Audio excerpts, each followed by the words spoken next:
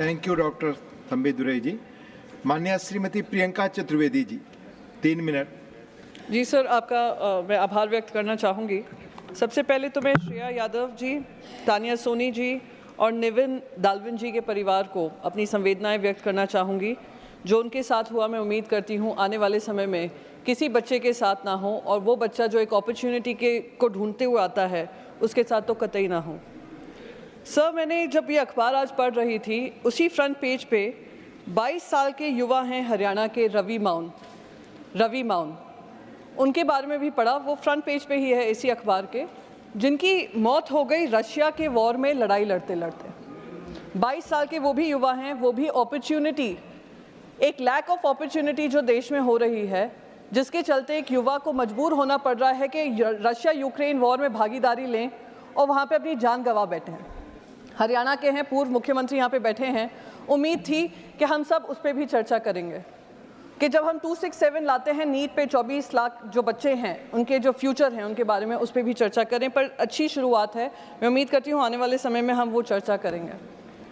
Sir, जब लोकसभा के चुनाव हुए थे उस समय पे बात की गई थी पापा ने किस तरीके से वॉर रुकवा दी, और जो युवा हैं वो वहाँ से यूक्रेन से इंडिया लाए गए। वो बच्चे वापस तो आ गए इंडिया, पर वहाँ पर उनको ये ब्रिज कोर्स नहीं दिया कि किस तरीके से वो अपनी MBBS की पढ़ाई पूरी कर सकें। इतना उनको मजबूर कर दिया कि वो वापस यूक्रेन गए अपनी पढ़ाई कंप्लीट करने के लिए। और ये दूसरे युवा हैं हरियाणा के, अगर आप पढ़ेंगे उनके बारे में, उनके परिवार ने अपनी लैंड बेच दी इस उम्मीद में कि वो जो लैंड का पैसा आएगा वो एजेंट को पे करेंगे और वो जाकर दूसरे देश में जाकर वो कमाई करेंगे। पर उनको बरगला कर उनको रशिया में उनकी आर्मी में डाल दिया गया। ऐसे बहुत अनगिनत युवा हैं, अनगिनत युवा जिनकी मौतें हो गई हमें पता ही नहीं है।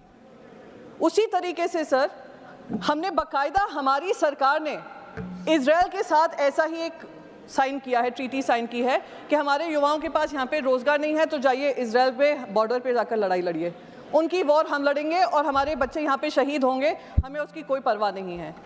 इसका रूट कॉज एक ही है सर, 9.2% अनएम्प्लॉयमेंट।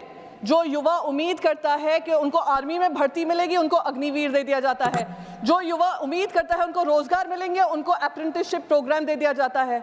तो अगर युवाओं के बारे में व्यापक चर्चा करनी है तो इस इकोसिस्टम को खत्म करने की ज़रूरत है, जहां पे सरकारें हों, सरकारी नुमाइंदे हों, और साथ ही साथ ये कोचिंग सेंटर से लेकर ये पूरा इकोसिस्टम जो हमारे युवाओं के सपनों को तार-तार कर रहा है, चूर कर रहा है, उस पर किसी तरीके का संज्ञान लिया जाए और सख्त से सख्त कार्रवाई हो। ये ना हो कि 10 लोगों को आपने जेल में डाल दिया, 3 महीने बाद बेल दे दी और फिर वर्क एज यूजुअल चल रहा है।